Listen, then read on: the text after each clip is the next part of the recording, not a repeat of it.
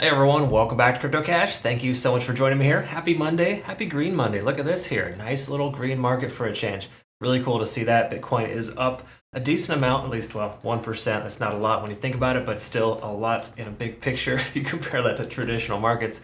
But generally speaking, we saw a large amount of volume come through here. What is it? 553 million, over a billion, half $500 million into the market injected within about 15 minutes. So that pushed the price action higher. We saw a nice 15-minute candle to push the price right through that resistance there at about 29,450 and got us back on track. So again, we were riding the lightning this whole time at 29,000, low 300s, and effectively right back here up at 29.6. So I do still feel like we're going to see 30,000 retested before we go down. But again, this is too early, too premature to celebrate, of course. There's a lot of things we want to kind of look at. So if you're new to the channel, I hope you learned something here today. Thanks again for joining me. Hope you do learn, obviously, a whole heck of a lot. We're going to take a look here at How About Capital. In fact, we can kind of open with this and just kind of see what's going on, because it's important to recognize some of the back-end stuff here. Also want to show you some cool signals that we've taken here recently as well. And those are all coins that I regularly cover. So we take a look here, whale versus retail. We can see whales are still very active. As you can see, when we have these large pumps, it's typically because a lot of volume comes into the market at one time. And that gives us a short squeeze or a long squeeze, essentially. That still does happen. And essentially gives us a push in either direction. Okay, so right now we're pushing up, obviously. But we can see here that longs are still, there's more longs closed than open. Okay, so you got to keep in mind, we're not long biased just yet. We're also not really all that short-term biased either, short biased on the short term when the price action is essentially riding it out. So if we look at the what we're going to do next is we're going to look at some open interest and kind of see what that looks like. But for right now, we're kind of drawing dead here. So there's not a lot of bias in either direction, really. And what that tells us is that, well, it could go either way. And it really is up to the whales to essentially determine that direction. So let's take a look at the net longs here. So longs are pretty late. We got some late longs at 29,450. Previous longs kind of went there as soon as the price. It's crazy how many breakout traders there are. So as soon as the price broke out above 29,400, we saw a lot of longs enter the market. Price comes down. Some of them got washed out here when the price went down to 29,200. Price comes back up. What do you know? We got some late longs back in the market. Okay, so got I would say right now here at this point we got a little bit more long biased. These late shorts are also getting squeezed right now as well. 29,300. That could be half the reason why the price is shooting up. Okay, so again, keep in mind that's more positive towards the upside than the downside in that sense, but there's still a neutral sentiment, if you will, based on the amount of open longs versus open shorts at this point. So it's kind of not a lot of people are just kind of hanging out, waiting for the price to make a decision, basically. And a lot of people do that too. Like we've done that as well in the past. Right now, we average our price down for our Bitcoin trade. We're definitely in the green right now. We got it at 29.5, 29.1, and we're looking pretty good here with an average entry at about 29.3. So I'm feeling good about that. That's a good start to the day here, and a lot of other good successes too. So just to touch on that here, just to kind of give you perspective. Again, we got that whale activity there. We took CFX 2 days, 21%. Not a ton, but still good. SHIB, we took a nice short there at 28% in roughly 1 day. I sent that all out on my Twitter there in case you're curious. I do send out potential playout charts. And then, of course, Bake, 101% in 7 days. That was a nice little swing trade. Reef, 33% in 6 days. And the list kind of goes on. So really cool stuff there. We got a lot of good benefits. So again, congrats to our community members for taking some healthy profits here recently. I'm going to start sending out weekly updates so you can kind of see what the results are looking like, just to ensure that you can see if it's worthwhile or not. But again, absolutely beneficial in the overall sense of things. That said, with Bitcoin, what we want to do is talk about the big picture and work our way down, right? So we finished the weekly candle. Let's just quickly discuss that. In fact, we can remove these fibs here just for a moment. We'll draw some closer, newer ones here soon. But if we take a look currently, this week is starting off obviously very strong, but yesterday's or last week was somewhat of a bullish engulfing doji candle. I know it sounds weird, but oftentimes when you have two doji candles back to back like that, and the second one is higher than the first, it tells you that you have a lot of consistency in that one range and you're building support. Okay, so again, building support at that 29,000 range makes sense. Our weekly candle is moving upwards. So it does imply that we're going to see further upside here in general because of that sentiment. We are also ascending naturally here as well, which is a positive sign. We're above the 20-day simple moving average, and of course we're above 50 in the RSI. Even though we did diverge on the MACD here recently, that's common, par for the course when you do dip down like this to retest those support levels. So all in all, the weekly does look mostly beneficial. Okay, or I want to try to not say the word bullish, but for lack of better terms, it's giving us some signs here of continuance and good continuation, and the fact that we may not see much lower. If we do, it would be a candle wick down probably to upper 27, low 28 range as a likely worst case scenario. The reason why I say that is because this is roughly a support level there, about 28,000, previous resistance there on the weekly, and that's going to turn into a support if necessary. Okay, we could also see some liquidity there too, and you can see, of course, there's a decent amount of fair value here in the market, but once again, it depends on how you look at it, right?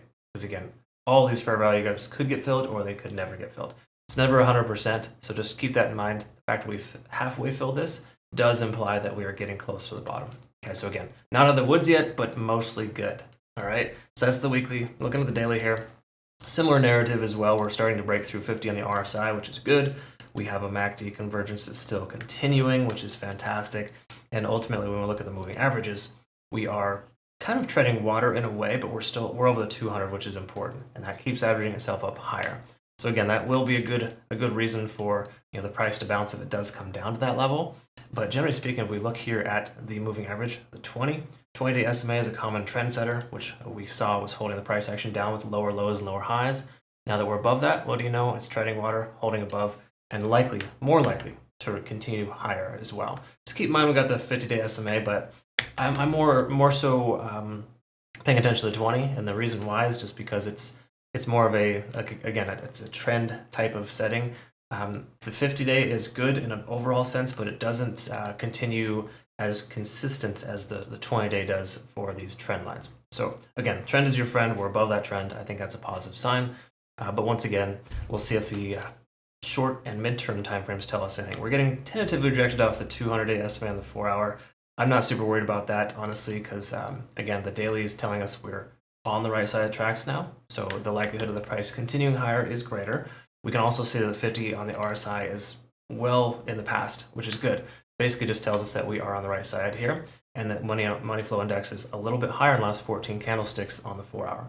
That said, stochastic is swinging up and nothing to worry about there. We're looking good here on the MACD as well, also converging. So MACD convergence on the 4-hour plus a breakthrough on 50 on the RSI, those are really positive signs. Okay, tells us that we broke through somewhat of a resistance level, right? Now let's talk a little bit about a resistance and see where we're at in the most recent timeframes here for Fibonacci. And we can see again that support level there at 29,300 range, right about 29,350 is a close approximate. We broke through this 0.382 fib level at 29.5, and now we're going to retest at 29.7.